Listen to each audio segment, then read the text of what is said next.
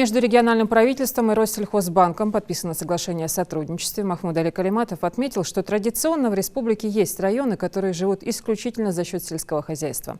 Так, в прошлом году ГУПы в несколько этапов закупили 10 тысяч овец, которые в текущем году принесли потомство – около 5 тысяч ягнят.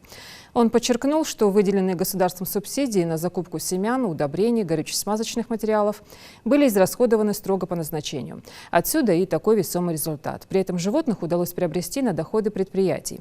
Также, по словам Калиматова, правительство планирует по максимуму обеспечить регион животноводческой продукцией местных хозяйств.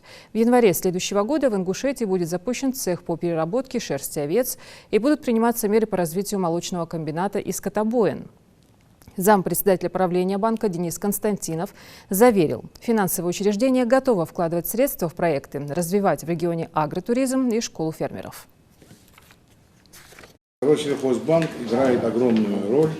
Сегодня сельхоз у нас развивается, АПК идет в гору. Мы закупили 10 тысяч овец.